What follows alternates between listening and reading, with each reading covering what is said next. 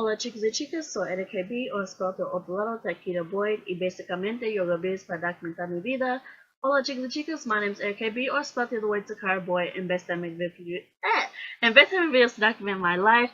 Welcome to Love Videos at RKB where like I said, I make videos to document my life. So if you're new to my channel, like I said, I do hauls, vlogs, natural hair, travel, and just life in general. I'm documenting my life, guys. So in one of these segments, I'm doing boundaries in dating. I also do 50 eye-open meditations for women, but for everyone. Those are two spiritual-based things that I do on this channel, which I call them kind of like a Bible study. This is for Vlogmas Day 6, and this will be a two-part video. So part 1 will be for Day 6, and part 2 will be for Day 7, which is Thursday and Friday. I am pre-recording, so you're actually hearing this on Day 5. So yeah, let's go ahead and jump into it. Let me go ahead and make a quick note. I did chapter 1 and the introductory to this book on Facebook Live. I will post a link to that video in the description box. If I remember, I'll put it in the actual video. And I will also try to put it in the discussion board on my channel, which I usually do for these type of Bible studies, so you can get all the information that we talk about. So today is the topic today is chapter 3, Take God on a Date. So let me go ahead and start. Dr. Townsend was watching a Christian television show a few years ago. The host was interviewing a world-renowned musician whose career had not been identified with religion, only with his great talent. The host said how glad he was that the artist was a Christian, and asked him to tell the TV audience about how he came to faith. The musician said, "Well, I always knew there was somebody up there." "Fantastic," applauded the host. "What a great testimony to the saving power of Jesus." I thought, could you be reading into those words that you want to hear? I was not questioning the artist's faith. That's between God and him. But I was questioning how the host interpreted his statement. It seemed that he so much wanted the musician to clearly be a Christian that whatever he said would have been fantastic. This sort of thinking is also common in the dating arena. You get connected to someone you are really drawn to, and you hope against hope that God is a part of their life and of the life of the relationship. And sometimes your hope bends the reality of the situation. Though that sort of attitude has its problems, there is also a lot of good in it.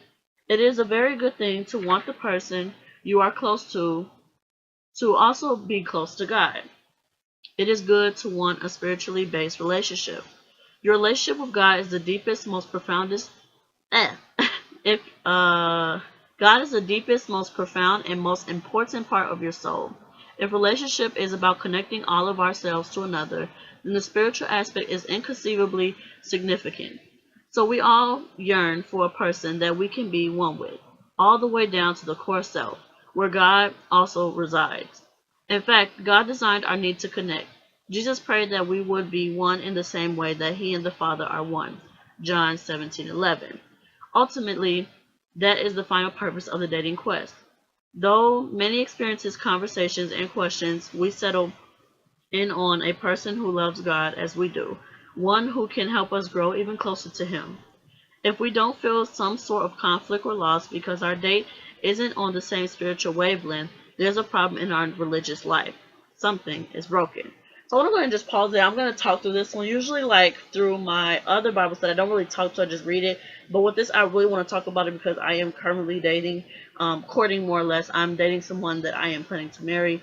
And I don't do a lot of dating at all. I make a lot of people I meet, I end up being friends with them. I'm not even interested in that because I said God will bring my husband. So this is something I really do want to talk about, which is very important, especially in this day and age. Basically, like just finding someone that's yoked as much as you are. Like if you got 50 Skittles, they need to have 50 Skittles, or 51, or 52. But it can't be the whole fact that you're on level 6 and they're on 1. Like when I'm saying, I'm not talking about finance, I'm not talking about physically, I'm talking about the spiritual. Y'all, it literally when two people come together, whether it's a relationship or a marriage, two people are coming, like so the one person is coming with their relationship with God and the other person is coming with their relationship with God, and you guys are merging where God becomes, not only that you guys came separately with God, now God is literally the center of your relationship and you guys are both together with God as one, you know. So it's that I wanted to just stop there and just point out what they were exactly saying, and just, you know, that's the number one thing. They first addressed you and your relationship with God. Then they addressed that person and their relationship with God.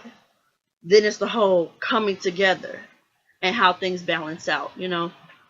Let me get back to where I was at because I forgot. But that was a good point. Okay, something is broken. At the same time, many of us have had the same problem as the host in the TV show. We desire God and we desire a person. And we sometimes don't know if the desires are working together or not. It is difficult to know how to navigate through the spiritual dimension of dating. So many questions arise, such as, point 1, is this the person God meant for me? Are we spiritually compatible? How do I bring God into the relationship the right way? How do we relate spiritually? What if we disagree spiritually? And am I in denial about the spiritual conflict we might have? Through this entire book, Throughout this entire book is about a biblical view of boundaries in dating. This chapter deals in particular with these and other explicitly spiritual issues. As you address the issues here, you will be equipped to set boundaries which will deepen the spiritual part of your dating life. So this book, I don't believe, is mainly for men, for like women, even though the cover looks very feminine, I guess. And I don't mean to say all women wear lipstick or anything. I'm just saying, like, this book is just for people who are dating. Period, point blank. Don't matter who you are, what background you come from. I really just feel like everybody should read this. If you're dating someone, maybe you should do this together. Personally, me and William don't do this together because, yeah, in the situation we're in, it's kind of like we can't. But we do a lot of other spiritual exercises together, even though we're apart. And yeah, and one thing I did want to go ahead and point on. Oh, this point where they say, like, have you been like the person with the TV show and you just desire a person? Sometimes people don't fall in love. Like, okay, this sounds bad. Some people, and I've heard this said a lot, some people fall in love with the idea of being in love, that they forget that they're in love with the person, if that makes any sense. And I've seen a lot of relationships where that happened with both men and women and all types of relationships. And it's just like you get so wrapped up in the, oh, I'm in a relationship and this and that and goals and you know, just all the stuff that comes with the relationship, that you forget of the person themselves and why you're with that person and, you know, things like that. So I thought that was another good point, that it's like they were kind of introducing all of it, and I guess now they're going to talk about it. Okay, so there are like little subtitles here that I will talk about after each little point. So the first point here is called, or like little subtitle, is dating right side up. The first thing to deal with is an appropriate stance on dating and your spiritual life. This stance can help solve many problems and answer many questions from the very beginning of your relationship. The stance has to do with how we view dating and the spiritual life. The issue is not how to fit your spiritual life into your dating life, rather it is how to fit our dating life into our spiritual life. Try to interpret God in the context of dating is an upside down way to look at the realities. Life and love are his gifts, and under his domain. He is the author of all good things, including dating. The right side up approach is to bring dating before God and ask for his guidance. After all, the one who designed emotional connections knows best how they are best conducted in a way which is satisfying for us and glorifying to him. Some Christians who have taken this approach have concluded that dating is not a good Christian activity. While we would disagree with that conclusion, we would agree with one part of that thinking. It is good to offer our dating life as part of the living sacrifice that helps submit all aspects of our lives to God's order for our existence. The more our lives are surrendered to him, the more he is able to fashion our lives as we are meant to be. For in him we live and move and have our being. Acts 17:28. So wrapping up that little subtitle there. So that's why I said you really should go look at my first video about this, because basically their stand on dating, they literally in the beginning explain why some people do look at dating as bad and why some people look at it as good and why some people are somewhat in the middle, and then they told us their standpoint, and I appreciated that because it's like it kind of allowed for you to kind of see where you fall. And you know, I personally have never been like on a real date or had like real like actual relationships. They were all like little kiddie, like when I say kiddie, I mean like we didn't have a car, we didn't have a license, I wasn't even working. It was like middle school, high school little love, you know, stuff like that. So that's why not until I got older and like until I was like turned like maybe like 18 was I like really serious. I was always serious. I never enjoyed the idea of dating because I want a husband. I want to court. I was in the idea of let's court and marry, not that whole let's just see how this goes type of thing. I'm not that person, but everyone's not like that. But let me get out my rabbit hole. But basically, so they like in the beginning they like said, if you think it's good, bad, you're somewhere in the middle, and this is how we stand. So they do believe that good dating is good, and they look at it more on the aspect of you're supposed to build relationships. You're supposed to build intimate connections, and that does not mean sexual. If you're an adult and you are very knowledgeable about the word intimate, it does not mean sexual. In tune is more or less, I guess, if that's a better term to use. But it's about just building intimate relationships, and all the aspects God wants us to have is being caring and respectful and understanding and loving thy neighbor and all those things. So that's why they really said, and I do agree with them, but I do. You know, I'm on the idea of yes, but I do understand why other people have a different viewpoint, because some people, and that's the whole thing that wraps into the title of this book, is some people don't know their boundaries, and that's where things can become blurred. That's where things become negative. Sorry, you all. If you all don't know, I am doing a lot of talking, um, even more like than I usually do when I'm just reading everything. I'm not only reading, but I'm discussing. So had to take a little bit of a break. My mouth was getting dry. Um, but yeah, so like I was saying, that's why I said read, go watch. I said go read, go watch the first part so you understand why I'm referring to certain things, because they've already been discussed before chapter 3 now. Okay, so next subtitle is called Idolatry. Um, so yeah, I'll go ahead and read everything, and then I will kind of give my thoughts at the end of each subtitle. Okay. The alternative to surrender in dating is idolatry. Though dating is a good thing, we can commit idolatry by demanding that dating brings us the love, fulfillment, or desire we want without allowing God to point the way. Dating brings up powerful emotions and needs, and so idolatry can become a reality. Many times a person will find his or her relationship with God taking some sort of detour as his or her dating will become more involved. You may need to set boundaries on dating as an idol to bring your life back around to God's way. For example, sometimes a person will find his or her own relationship with God waxing or waning depending on his or her dating relationship. He or she will get excited about God because his or her date or his or her will have a peripheral connection with God for the same reason. In this case, he or she is depending on his or her date to give him or her a relationship with God rather than owning the relationship with God for him or herself. Sorry, I'm like stumbling because they're just saying himself, so I keep saying to include both. I'm saying him or herself. So yeah, the Bible teaches that marriage is a heavy life investment. Dating can be the same. That is why it is wise to ask God about the place of both of your life. I would like you to be free from concern. An unmarried man is concerned about the Lord's affairs. How can he how he can please the Lord? But a man is concerned about the affairs of this world. How can he please his wife? And his interests are divided. 1 Corinthians 7:32-34. Surrender is a first and necessary element of bringing dating in line with God. However, it is not the only one. Surrender brings us into proper alignment with God so that many other things can happen that will grow us up. Okay, this is like perfect timing for me to do this part. So basically, in that little subtitle, they were talking about idolatry, and I hope I'm saying it right. Idolatry.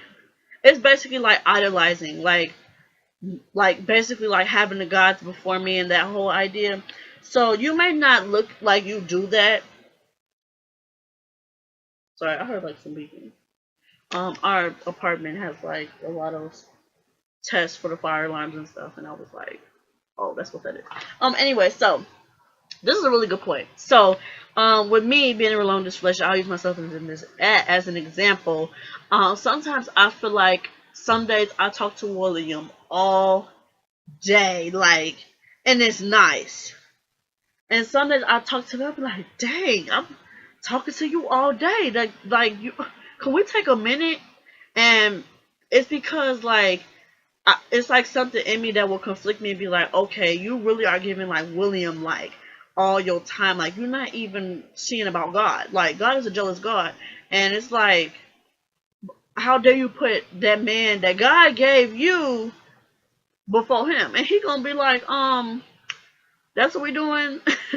But even talking about dating, like more or less, I'm in a relationship, so I'm kind of past this whole dating thing. But dating, more or less, like you going out meet a new person like every couple of days, or ain't nothing wrong with that. But it's more or less like when you get set on someone that you're really passionate about, you tend to always want to be in their face, more or less. And it's just like, did you even concern God? Did you even ask God to come in your life? Like a lot of people get married and don't even ask God to come to the wedding. A lot of people get in relationships and don't ask God to come into the relationship. A lot of people got in a relationship that they didn't even have God in their own personal life before they got in a relationship, and didn't even invite him into their life. So for me to say that, it's kind of just like include God. Don't exclude him. Include him in everything you do. And like the one point they said at the end, I really like that. In 1 Corinthians 7:34, I don't know if you guys could tell, I was reading a quote, and it said, I would like you to be free from concern. So basically, like, God, you can lean on God, and God can help you with your problem. An unmarried man is concerned about the Lord's affairs. How can he please the Lord? So when you're unmarried, you look at God. Then when you get married, which they say here, but a married man is concerned about the affairs of this world. How can he please his wife? So the thing is, like, when you're in a relationship or in a marriage, you can't look at this world and be worried about this world. You then have a focus of your wife. But what it's saying is, you're not like, it's not like you get a wife and then you put God in the back. No, God is still number one. Then it's yourself. Then it's your spouse. I don't know how y'all alignment go, but God's gonna be always number one in my life, and number two, then it's gonna be my spouse. Then it's gonna be me. And then when I have kids, then it will change. It will be God, spouse, children, self. And sometimes, depending on how old your kids are, depending on situations with your children, those yourself and children will fluctuate. But the world ain't never about to be something I'm about to sit here and be concerned about. Like, God got me. At the end of the day, God got me and us, when you have your family. But back to the point, it's just basically like saying, like, basically, how can you please your wife? And how can you please your husband? How can you focus on what's really necessary? And God, if your interests are divided, you can't be trying to go forward and still looking back. Like, what is you looking back for? You're not going back. Obviously, where you going and where God is taking you in the future and in the present, you're not about to be nowhere back where you're not about to be nowhere near that. You're not even about to know what direction that was in. That's how far God about to take you forward. And even if he knock you down a little bit, he ain't gonna take you all the way back. He may knock you down to make you realize something and be like, hey, I am God. Did you not forget who your father was? But he's not going to take you all the way back. God is smart. God got his own time length, and we got ours. We are so small-minded, we don't even know about God's time length. And neither do I. I'm not even about to say, y'all, like I just know everything, because no. I don't even know. So, Okay, now we're going into the next part, and this subtitle was called, The Fruit of Your Dating Relationship. Ask yourself how your dating relationship impacts your spiritual life. Does it bring you closer to God or push you further away? Important relationships rarely keep us in a neutral spirituality. They tend to do one or the other. That's important. Did y'all hear that? Did y'all hear that? Let me reread that. Ask yourself how your dating relationship impacts your spiritual life. Does it bring you closer to God or push you further away? So basically, you can't be lukewarm. You can't even be lukewarm with God. You either hot or you cold. You either on fire for God or you cold. You either gonna bring God in your relationship or you not. Ain't no halfway, ain't no half tailing it, none of that. We bring it all the way in, or you leave it completely out. You either do your job fully or don't do it at all. Like, just sit down. Go collect your little $2 and sit down. That's how much work you did today. Go collect your full check if you're going to do all of that. But other than that, sit down. So you can't be lukewarm. Because anything included with God, you can't be lukewarm. You got to be on fire for God or cold. Sit down. You know, and he just talking about, you know, I'm sorry, I said I was going to read all this and then talk about it, but some of the stuff catch my eye. I'm going to talk about it right then and there. I try to read it all and then discuss, but sometimes it just hit me like boop, like right in my forehead, and I have to read it, you know. So, yeah, so your relationship is either going to bring you away from God or closer. Using myself, for example, I'm not going to say we always perfect, and I'm not going to say everything we talk about be Jesus, Jesus, Jesus, Jesus, Jesus every day. I ain't even going to sit there and say that, because it don't be. But our relationship is very much based on our faith. When we first got together, and even now, it still is. We pray a lot, together and alone, for our relationship and for ourselves in our relationship. To not lose ourselves in the relationship. You know what I'm saying? Woo! This little thing real lit today. Okay, so back to this. So let's say, here are a few things to look for as an easy way to evaluate this question. So listen up. If you're in a relationship, dating, you know, and you're trying to see if your relationship is real on point with God, I guess, answer these questions in your head, you know, and I'm going to read them. Are you drawn to the transcendent God through that person?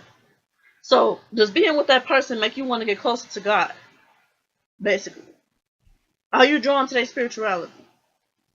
Not their religion, their spirituality, their relationship with God. That's what I'm talking about. Do you have an alliance with the other person in your spiritual walk?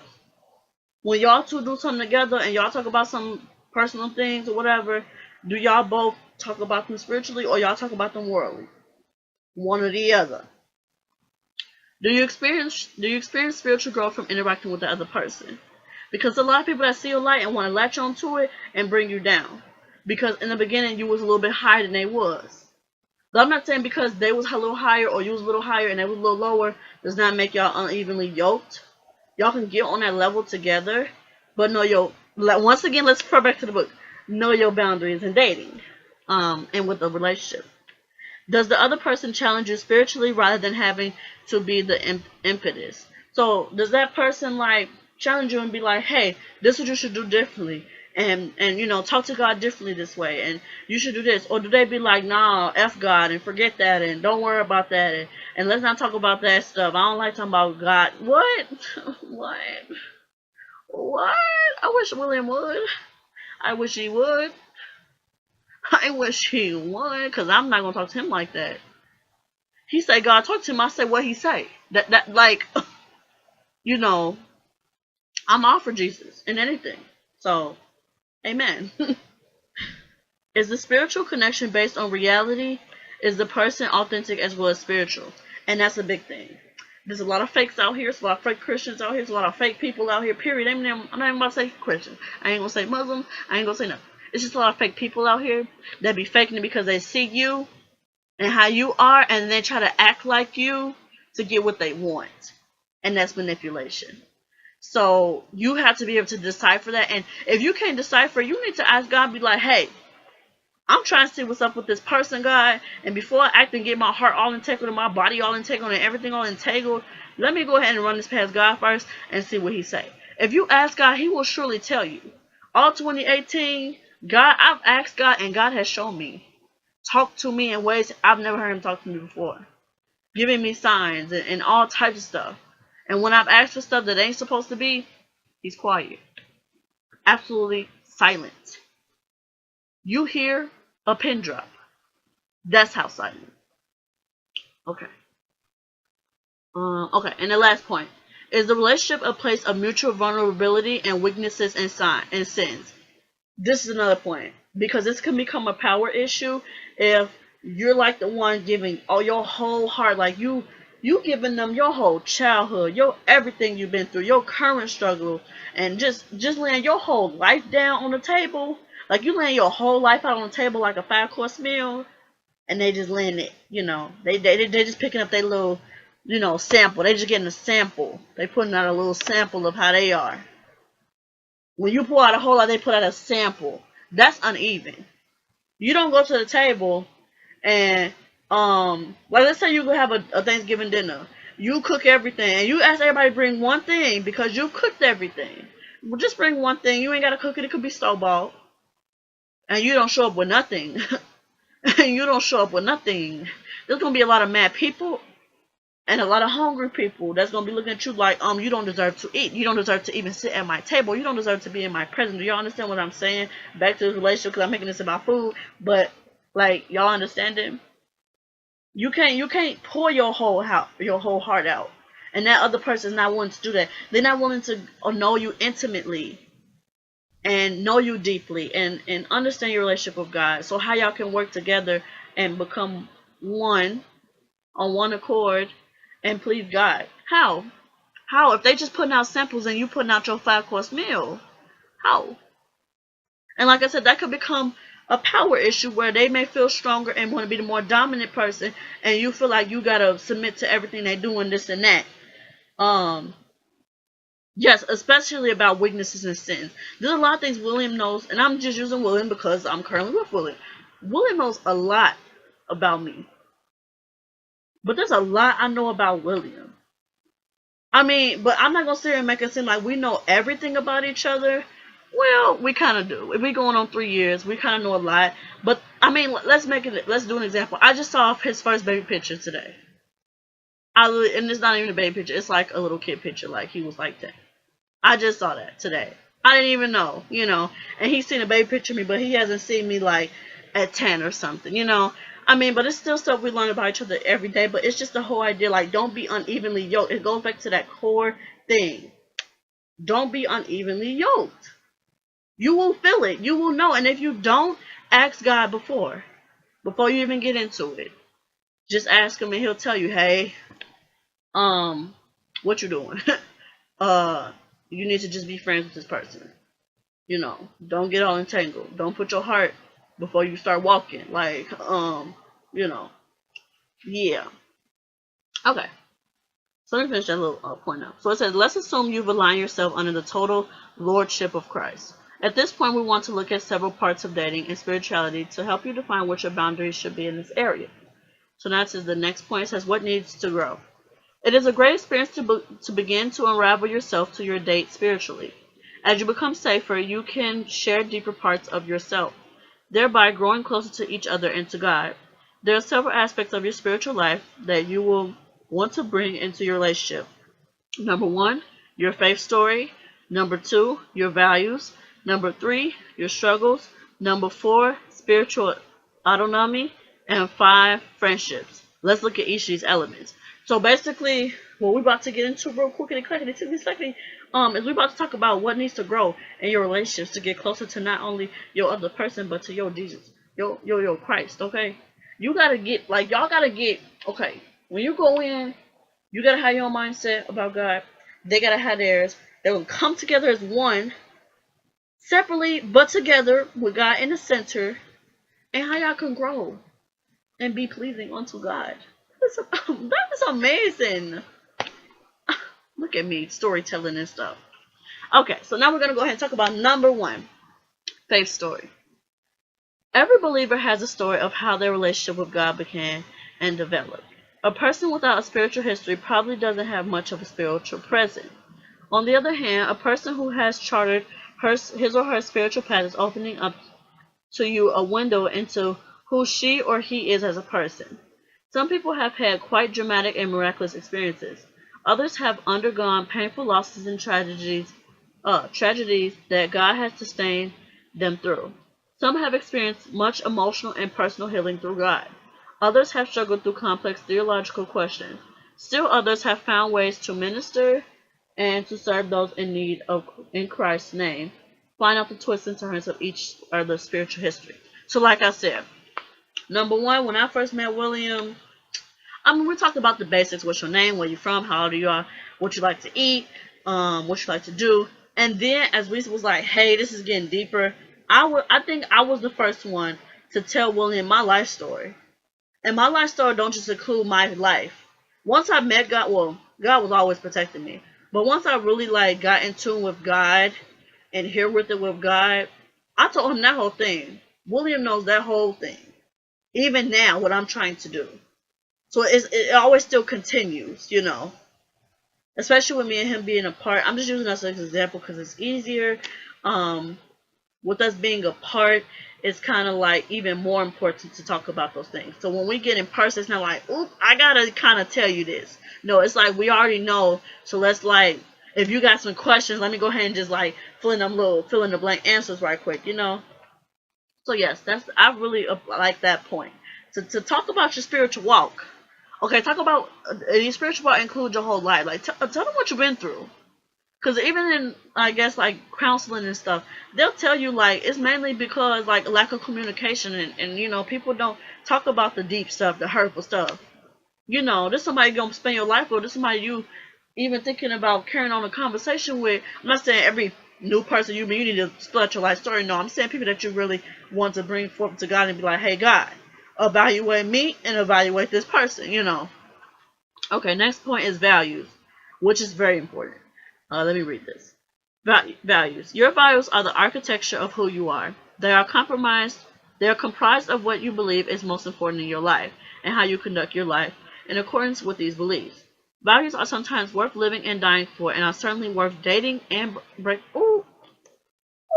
let me read this again. Values are sometimes worth living and dying for, and are certainly worth dating and breaking up over. That is why opening up about your values is so critical. Your values will cover many aspects of life, including theology, calling in life, relationships, job and career, finances, family, sex, and social issues. Values are part of your life. Forge them out of what the Bible teaches. Make them part of your dating world. Ask questions to provide your stances. Figure out which values are deal breakers and which are not. Remember not to get committed to someone. Did I just say this? Y'all, this is my first time reading this too, y'all. This book, I'm doing with y'all. The other book, I'm like halfway done with, so we kind of backtrack. But I like doing this one, which I don't do this a lot. But I like doing it because it's like y'all getting y'all my initial reactions. Like I didn't reread this. This is my first time reading this on camera, reading this period, you know, with you all, and I'm really appreciating it. I'm really loving this. Like I don't know if y'all know, I'm really learning. I really love to learn about like dating and relationships and just friendships, any type of relationships and language, all pertaining to God like that. That's my life right there. I could read about this stuff all day. Yo, let me get back on topic because I forgot what I was saying. Here you go. Ask questions and provide your stances. Figure out which values are deal breakers and which are not. Remember not to get committed to someone who is incompatible in major areas, trusting that they will see the light and change. Y'all, I had to just take a moment of silence, and God had to just hit me because you know how many times, y'all know how many times I didn't bring somebody to God? Y'all know how many times? Let me read that. Let me say that again. Do y'all know how many times I have not brought somebody to God and they made my whole life a living hell? Y'all know how many times? A whole bunch of times. Bring y'all people to God. I brought William to God. See where we at. We 3 years in. We ain't been the best. We ain't been the post perfect. Because ain't nothing perfect but God. But I'm happy that I brought William to God. Okay?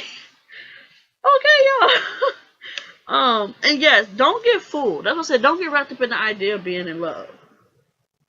Because you literally, like, will just be like, oh, they gonna change. Eventually, they'll change. You can't change nobody unless they want to change. Like, that's like making somebody walk. If they don't want to walk, they're not gonna walk.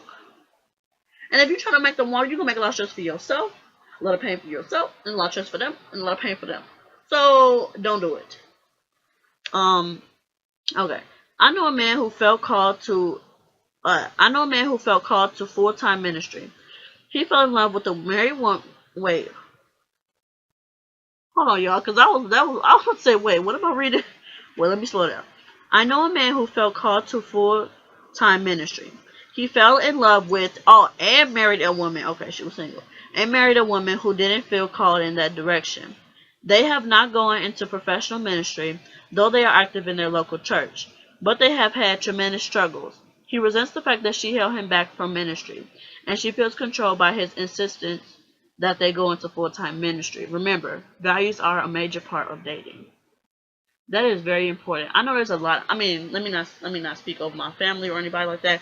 I know a lot of people that, and I'm just saying people that are in like that whole church life, and I see it all the time. Like the husbands is really in it and their wives is not, or the husband is really into it and the husband is not. The wife is really into it and the wife is not. The kids is really into it and the parents is not. The parents is really into it and the kids are not. And the reason why I include kids is because they are still relationships. Just be yoked. Have y'all values. Have y'all values. So have y'all values laid out on the table. Don't be sampling. Don't sample. Get y'all 5-course meal on the table. Why it's hot. While the relationship is due. Hot. And you evaluated by God. Get that mess out there. And then y'all can talk and sit around the table, talk and eat about it.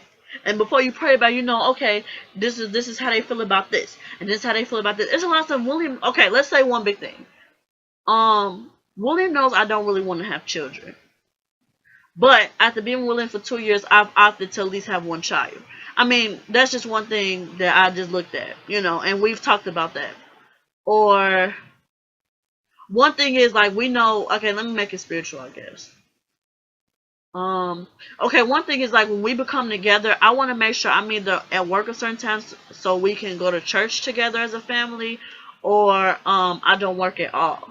So that's the one big thing. Like we want to make sure we can enjoy church with each other every Sunday and make that our family day, and then make it the family day, and then when you come home you wind down and get ready for school and work on Monday.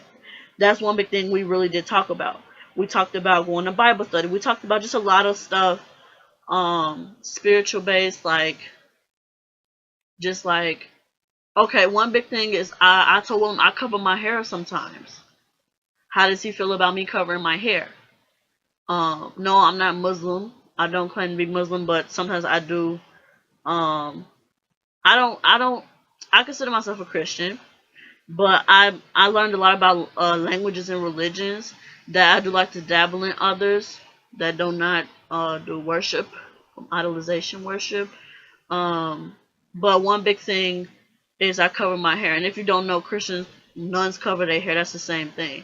But I sometimes do that. And so when I meet people, when they see me cover and then when they don't see my hair covered, they're like, oh my goodness, what are you doing? And I have to explain to them, I do this sometimes as a selfless act to God. Like sometimes I fast, sometimes I won't eat. I fast every day because I don't eat pork and shellfish. I don't eat that. Gave that up for God since last year. So, yeah, it's just a lot of stuff you want to talk about because you don't want to be in a predicament like, let's say, William. I never told William he don't eat pork, and then this man makes a whole pig, ham, girl. He make a whole shedang dang of the pig, and I'm sitting there like, I forgot to tell you, bro. I don't eat that. You know what I'm saying? Or one day they see you with your hair covered and uncovered, and they be like, what are you doing? And you just things like that. You just gotta talk about, just talk about stuff, really. And don't be scared. Don't feel like they're not going to accept it. They don't want to accept you, they're not for you. Especially if you ask God and they just can't accept you as you are, they're not for you.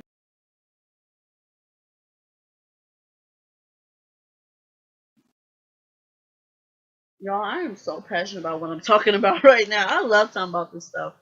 Y'all, this video is like going on 40 minutes. Low key, high key, this made me have to be like a part 3 because we ain't nowhere done with part 1. Like, what we're not gonna do is that.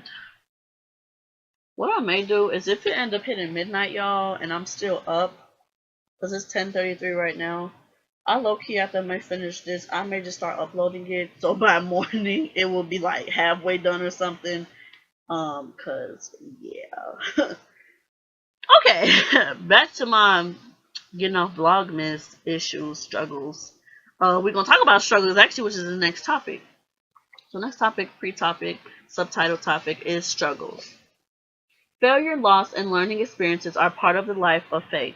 Anyone who has been a believer for any moment of time knows that the spiritual life involves a great deal of hurt, confusion, and mistakes. So to know a person's spiritual walk is also to know the times they stumble in the darkness. Yes, this includes all of that. Your life story, your spiritual struggle, your spiritual journey is your life story.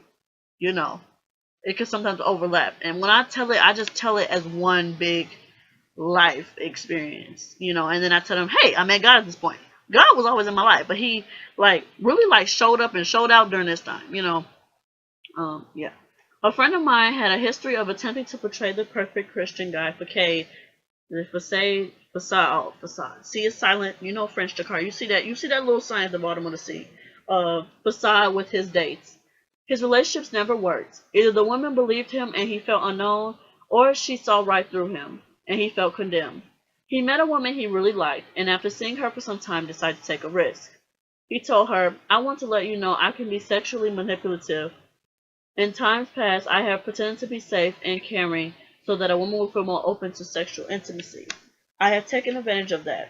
I know I have grown and changed in my relationship with God and dealt with my personal issues, but I know that part of me still exists. I really care about you and want you to know and want to know you better.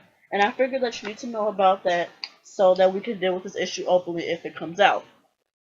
He told me later that the woman was pretty blown away by his confession, but she respected his honesty and his struggle, and the evidence of his obvious care for her. The relationship did not make it to marriage, but it was for other reasons, not that struggle. My friend never regretted bringing her into his struggle.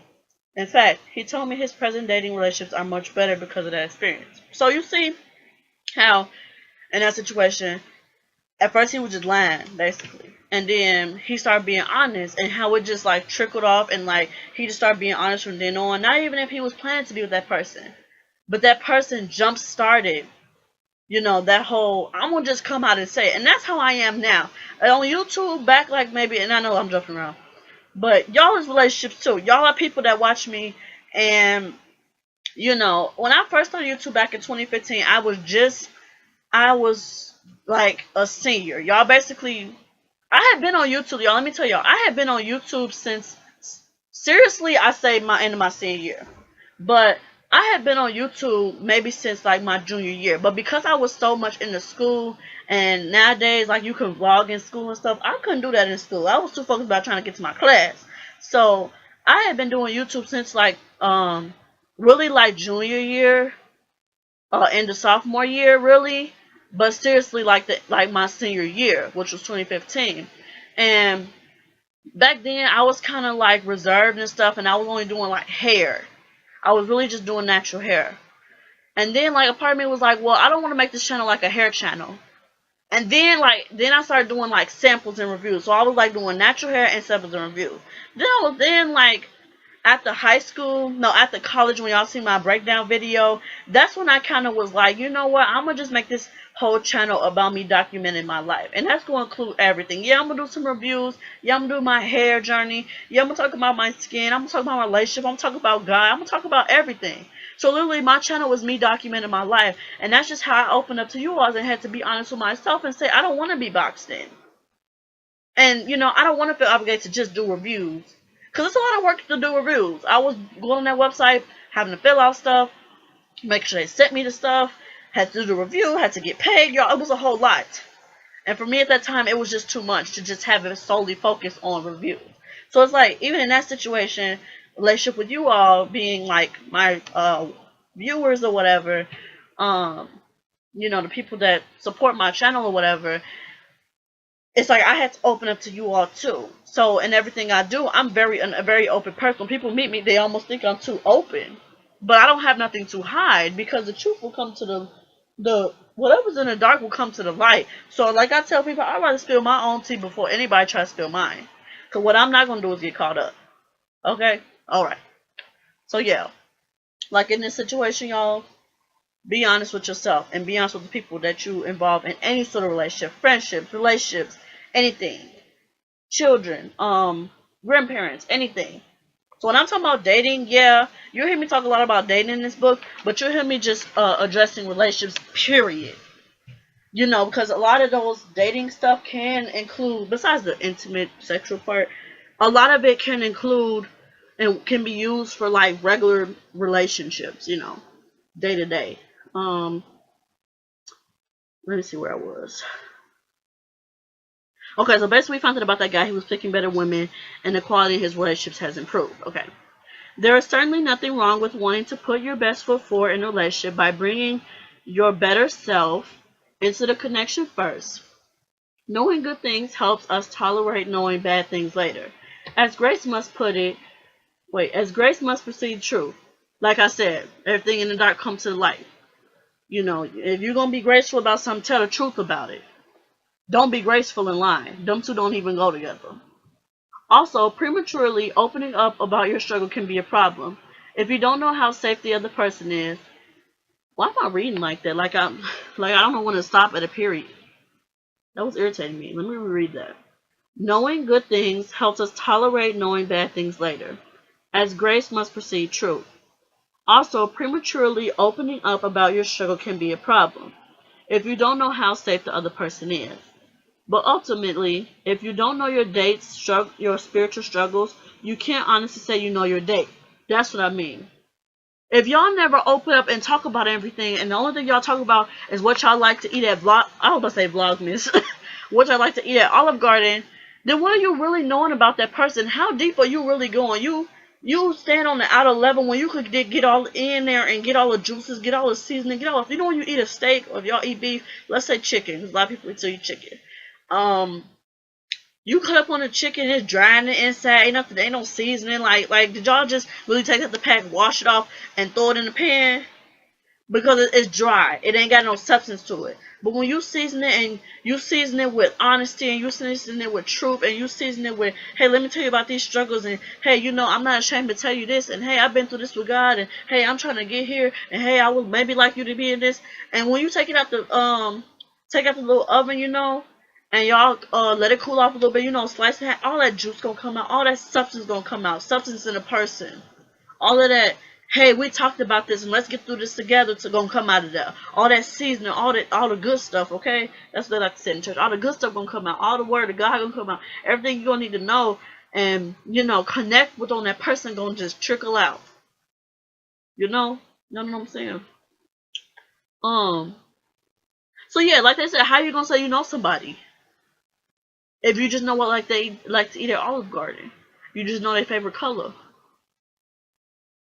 You don't even watch them enough to know what they do with their face when they mad. Like, I could tell when William mad. And we ain't even got to be on video chat. He could tell when I'm going through something, too. We ain't even got to be on video chat. Just the sounds in our voice, the way we act, the way we... it's just a lot of different things that you just tend to... Just like you take notes in school, you need to be worried about your God and you need to be worried about your person. Study your person. Study God. These Bible studies honestly help me, y'all. I don't just put these up for my health. I put these up not just, to share with y'all, but they help me. I like doing this with you all, especially the one where I recap. This one is where I read with y'all on camera. Fresh. But just really learn y'all people, because people out here in relationships, especially, and I know people don't want me to go here, but I'm going to go here. A lot of YouTubers, a lot of I'm not even going to say YouTubers. Social media, period, Instagram, Snap, whatever you want to say, a lot of them out there ain't really based on what they need to be based on. And I'm not saying these people they walk with God, because I'm not saying that. But a lot of them ain't focused on the right things, and that's why a lot of them break up, or they're basically like on camera, they're all full on and all of this, and they get off and they're different. They're different. All I'm going to say, I can't speak for everybody, but with me and mine's, the same way I act on camera is the same way I act in person. Yeah, I might get like a little bit more upbeat on here, but y'all see me come on here and cry and have a breakdown. So, I mean, I'm going to be transparent in anything I do. And you all should feel like that, especially with your person, especially with God and some people you trust. Y'all, I be going on my little tangent. Excuse my little tangents, but they be having me. Okay, back to this.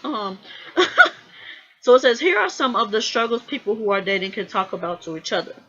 Point 1. Periods of being unsure about God's care or existence. I never did believe that God did not exist, but there's a lot of times I feel like I was alone. And that's funny, y'all. That is funny. The Bible study I just posted today was called Alone with God. But it was in a sense of making time for God. That was funny. I'm sorry. Living life apart from God. So it's that whole feeling of Is God really here? You know, that type of thing. Especially when you be going through stuff and you be like, dang, come on now. Another part, spiritual adolescence, challenging everything you have been taught. Yeah, that is a big one that I feel like everybody should talk about with they person. Talk about how you was raised growing up, basically like in the worldly terms and spiritually. And talk about how y'all are different from that now or the same. Because those will make a lot of sense further down, especially when you have children, you know, and raising kids. And I don't have kids or anything, but I'm just saying that stuff do take effect, like how you discipline kids and how many you want and certain things like, do you want to be in the like me, I don't want to be in the hospital when I have a kid. I want to have a kid at home. I don't want a lot of kids. No more than 2. Max at that. You know, just a lot of stuff, you know. And then the last point is times of self-absorption when you neglected your spiritual growth. Yes. Like, I don't know if y'all know, but just a year ago I was working at a nursing home and I quit. And it was like ever since then it's been hard. But it was like, I know I'm supposed to be doing something better than this. I was working full time, y'all, making good money. Making real good money. I ain't even about 2 months. I was making real good money. But I was tired. I was feeling unfulfilled with God. Like every time I was trying to bring my homework with me to get something else done while I was at work, it was an issue. Every time I tried to do like, I did a lot of YouTube there too. Like I didn't vlog, but I was doing like a lot of the preparation Bible studies. It was like always something in the way at work. Like they didn't want me to be doing it. To the point where I was like, you know what, I'm physically, mentally, emotionally, and spiritually tired, and I quit. And like literally ever since then, and William's been through that with me. He's like, you know, that was a good thing. Even though you missed out on your money, and I don't make no one of that money right now, but I'm in such a better mental and spiritual state that I would never go back there for the world. Never. Never.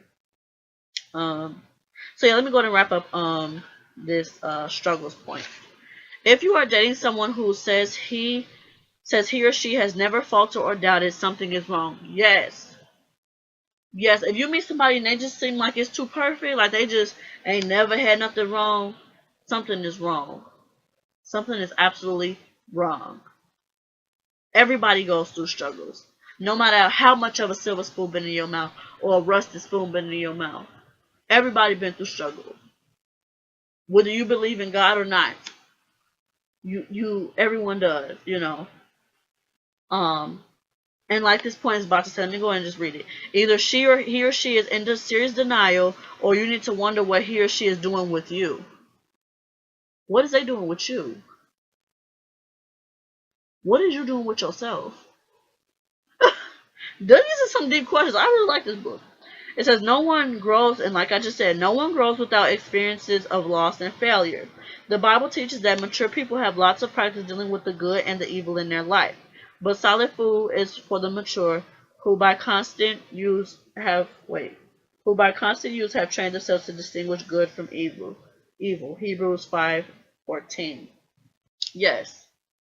If you meet somebody that got all their little shit together, something's wrong because they ain't really got all their shit together. They gonna seem like they got all their stuff together, and I ain't mean to cuss y'all, but sorry.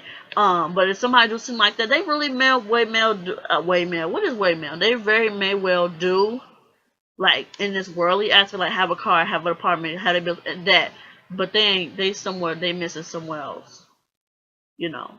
Because I like to say I'm very in tune with God, and I'm here with God, but a lot of my physical stuff, my money and working and stuff is not really up to par like how I would like it. But I would rather have God than have anything on this world. God gonna provide all girl, he gonna forget abundance of my needs. Like, come on. I'm trying to see where to stop. Okay, so there are 2 more points. So there's a spiritual autonomy and friendships, and then after that I'm gonna stop and just make it part 2 because my video is literally going on an hour. I'm at like 54 minutes. Okay, y'all, let me go ahead and just wrap up with the points, and then we will stop and I'll make it part 2 just so we can get through the last 2 points. You know, other things y'all need to talk about with y'all significant others or people y'all is dating or friendship or anything. Even friendships too. My best friends know a lot about me, but it's not that I don't know a lot about them either. We are evenly yoked, okay? Think of it like an egg, okay? You crack a raw egg, it's gonna all fall together. But let's say evenly you take the yolk part and you divide it up, but that yellow part is still intact. And it's in one part and the white egg white is in the other part of the egg. 9 times out of 10, it will be even. Not in height, but it will be even weight. Because it's proportionate, and I'm giving y'all like a whole little science lesson. I will try and do that. But it's going to be proportionate because what was inside of the egg filled the egg up. You know what I'm saying? When you boil an egg, 9 times out of 10, there may be a little bit of room. But that's because of it boiling down and cooking and becoming firm. But when you crack that egg, it's filled. Okay? Both of y'all need to be eggs. Okay? And y'all need to be yolked evenly. Okay, y'all heard what I'm saying? I'm not saying when you crack an egg open and that's out of 10, it'd be 2 yolks in there or 2 baby chickens and 2 little eggs in there. I'm not talking about that. I'm talking about when you crack a regular normal egg on a normal day. Boom, boom, crack, crack, snickety, snack. Like, they even. That's what I mean. Okay. Let's finish up these 2 points and then we'll stay tuned for part 2. Okay. Spiritual autonomy. Now, let's look at your present spiritual condition. How do you in your day conduct your spiritual life? Is it alive and active, or does it need resurrection? People who are trying to pull off People who are trying to pull off a successful dating relationship need to know that the other person is spiritually autonomy. Y'all, I hope I'm pronouncing this. I know it's like autonomy, autonomous. Okay, that's what I'm gonna say. Autonomous. That is he or she. Wait. That he or she has his own walk with God that he or she pursues on a regular basis. So I was getting stumbled up there. Regardless of his circumstances, spiritual autonomy ensures that he or she does not look to you to provide his religious direction or motivation. And I'm not gonna lie, there's a lot of time I'll be like, William, what should I do? And William be like, I don't know. I mean, but in times he does guide me, but not to a point where I look at him as like a God or a savior. Like he has all the answers for the world. I still report to God, and I make sure he reports to God, even when I say something. And God will come to us surely enough and be like, hey, I heard y'all was checking in, and, y'all good. Or, hey, no, y'all not good. Stuff like that. Okay. He had something serious going on with God before he met you. Wait. Okay, yeah. So spiritual autonomy ensures that he does not look to you to provide his religious direction or motivation. He has something serious going on with God before he met you.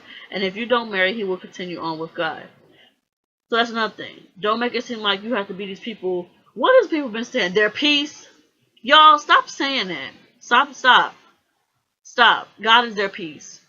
Give it to God. Like, I'm not about to sit here and take on somebody that ain't trying to move on their own and just want somebody to save them, to be a savior to them. No, you need to go to God.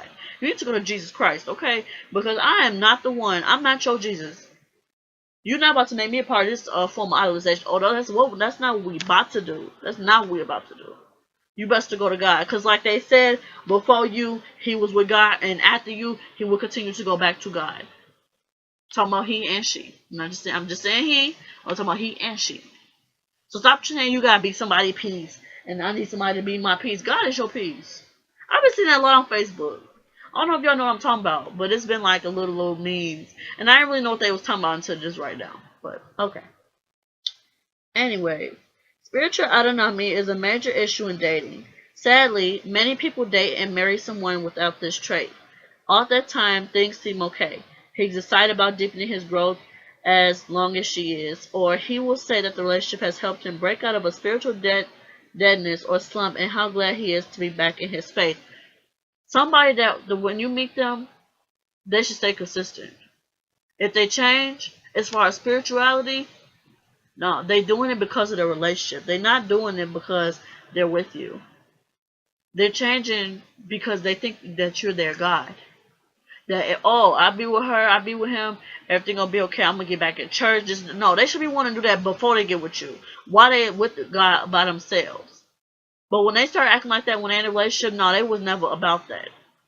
Y'all see what I'm saying here? They was never about that. Sorry to bust y'all bubble in this video going on an hour.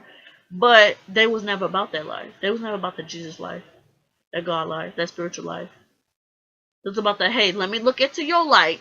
And I like what I see over there, so let me try to mimic it. That's idolization. That's not what we gonna do. No. That's not what we gonna do. Oh no. Oh no, guys. What was we at, y'all? Okay, yeah, so like I said, like at that time things be good, but then after a while they be, and it says dating as a spiritual jumpstart is risky business, for it can mask empathy, or disinterest, like the eager but shallow soil that Jesus spoke of in Matthew 13:20-21. Make sure you subscribe, y'all. Please subscribe. Stay tuned. Y'all will not be failed. I'm getting new equipment, y'all. I just want to go ahead and do this shameless plug. Because like I said, it's a shameless plug. I'm not ashamed to do it. People do all type of marketing and promotion. So I can go ahead and drop some little tea bags up in my little so y'all can boil y'all tea and catch up my stuff. Yeah, because I do a lot of stuff on this channel. I'm doing a lot of behind the scenes that y'all do not see. Investing a lot into my channel and just my whole life. Just stay tuned, y'all. But yeah, all stuff about this Bible study and future Bible studies will be in the discussion and in the description box. So like Bible verses and points will be there if you want to check them out. If you personally want a PDF or a Word document so you could do these things at home, let me know and I will make one up for you. Literally just copy and paste everything, put on a doc, or send it to you in an email. I can do that for you as well. So yeah, the nature of dating lends itself to this problem. When you begin dating, you are experiencing new things with someone and there's an excitement and hope in the air, which that is true. I've been through that many times. Fresh starts in life are part of the experience, and some people who have no real spiritual root will confuse their attraction to their date with their attraction to God. And that's why you have to be careful, especially people that are like in tune with God. Don't let people look at you as their God. And I've had to tell people, I am nobody without God. I cannot be God. How can I be God if I'm nothing without Him? And that's how I word that. And then I think about like, hey, maybe I need to look deep inside myself and ask God myself, about some things. Yeah, you can get advice, but don't look at me as your God. I'm not perfect. I'm no better than the next person. I've come from dust, and I will leave as dust, just like every other person on this earth. So don't look at me as that. I'm just, as a person as you are. I mean, the only difference is that I'm getting a little closer to God and I know a little bit more about XYZ, or you know a little bit more of XYZ. That's it.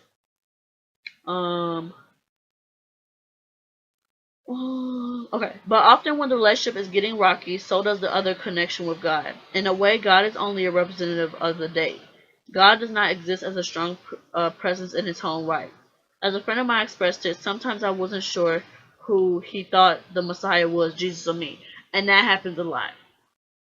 Especially when people, like, one person come from, like, upbringing of church and stuff, and then the other person just come from, like, not, like, no spirituality or anything.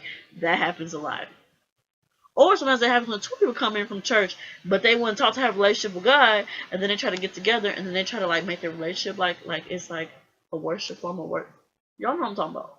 Y'all know what I'm talking about. Yeah, there are certainly expectations to this. Sometimes people take root during dating and flourish spiritually, or sometimes the spiritual person gradually loses interest in her own faith. We can predict that God will do in someone's heart, but we can say that dating someone who has not owned her own spiritual walk is a big red flag. Yes. Yes. When you tell your walk in your life, own it. Own that S. Own it. Seriously. Own it. And if you feel like you can't do nothing without that other person and that you just need them to make all spiritual, no. Who is God? Who is God to you then? Like, I just got mad. I got defensive. Like, who am I talking to? But it's like, don't do God like that. God is everything. God is life. God is amazing. How dare you do God like that? How dare you make that man that he made from dust, and you are dust, a God? I'm saying he, but I mean it both ways. How dare you? Look inside yourself and reevaluate yourself. And I'm not trying to make nobody feel convicted, but I'm just speaking. Like, I'm just saying. And I'm looking at the relationship, and I'm basically talking as if these were people, like, real people. Like, these, of course, real people, but, like, if they was here, like, how dare you? Do some soul searching within yourself and ask God, like, hey. Now, I always ask God, look deep inside of me and change this in me that ain't supposed to be right. Because sometimes we point a lot of fingers, and we ain't about. See, you can't be pointing fingers if you ain't evaluate yourself first. That's why I always be like, hold up. Hold on, guys. Like, before I be going off with somebody, like, can you make sure I'm right first? Some little self-conviction there, Okay, back to this. The reality is often the spiritual date is guilty of making up what he or she wants and projecting an authentic desire for God into the other person that may not really exist, as in the example of the TV show host. It is difficult to be in a marriage in which you find out that the spiritual direction of things is entirely dependent on you, instead of having a soulmate to pull along with you. Yes, because when you're with someone, it's you and them with God against the world. It's not you by yourself with God and they think you and the other person think you God. And you like, hey, how am I trying to get to God if you think I'm God? Like, that's not right. Okay. Even more importantly, you need to date a person who is spiritually autonomous, and when you yourself fall. You will need someone who is depending on God and living his life in God's path for those times that you are weak, failing, and doubting. Nothing is worse than to be in a dark spiritual waters with a person who is himself also drowning. And it says, pity the man who falls and has no one to help him up. Is Ecclesiastes 4:10. Like I said, all verses, every point will be in description box and discussion board. Only time will tell whether your day is truly spiritually autonomous. If you are wondering about your day's spiritual autonomy, no amount of protestations of commitment and spiritual fervor will give you the assurance you need without the ingredient of time. Don't rush if you are concerned about this issue. Spiritual autonomy also has to do with what have traditionally been called the spiritual disciples. Regular reading of the Bible, a meaningful prayer life, church attendance, visible identification as a Christian, and a concern for the lost and suffering. Religious style and worship preferences vary, but these are the essential elements that identify someone who belongs to Christ. Yes, I like that. Last point, and then after this I'm going to wrap up, and then you guys can say tune to part 2. That will be on Friday. So let me talk about finally what I want to talk about, which is friendships. Friendships. You can learn a lot about each other by the sort of friends you have. We tend to engage in people based on our own needs and values. One's spiritual life becomes reflected in one's relationships as well. That's why I said, be careful of the company you keep. This does not mean that your date must have exclusively Christian friends. That might indicate some sort of a fear of dealing with the real world. In fact, if your date avoids certain types of legalistic or hypocritical Christians, that might be a sign of her spiritual health. Let me reread that. In fact, if your date avoids certain types of legalistic or hypocritical Christians, that might be a sign of her spiritual health. At the same time, having no lasting Christian friends could mean problems.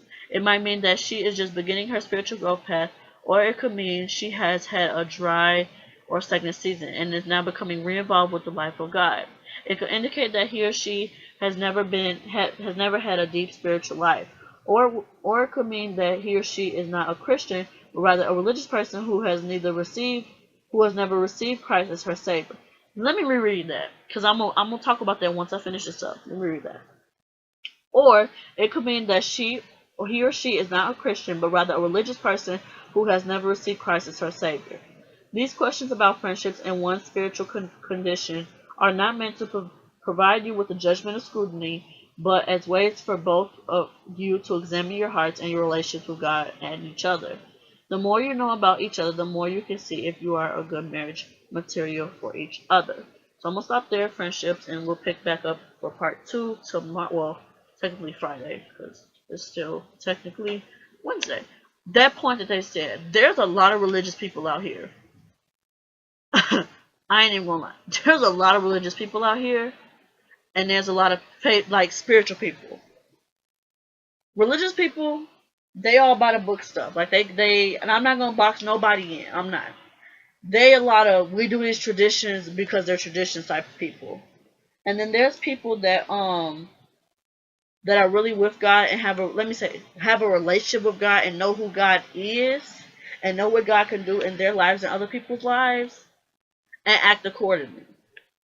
Because sometimes when I talk to a lot of religious people, it's a lot of we do this because or that, and but then when it's like when you start talking about your personal, it's like, well, what substance do you hold? And like that example said, like they may be in different walks of their life, or they may have not even given their life to God, or have not even confessed unto God that God is their Savior and died on the cross for us. And like I said, be careful of the company you keep. This is not the scrutiny, just like they said. It's not meant to be judgmental. I'm just saying. I don't know who I'm talking to. I'm talking to myself. I'm talking on this voiceover. I'm talking to myself. But yeah, it's just those points were just for you to look inside yourself and to see. So let's go back and let me recap quickly because I'm already like at an hour and 13 minutes. Let me go ahead and recap. So the whole thing of taking God on a date is basically through your relationships, take God on a date. See, lay out your values, lay out what you want a relationship.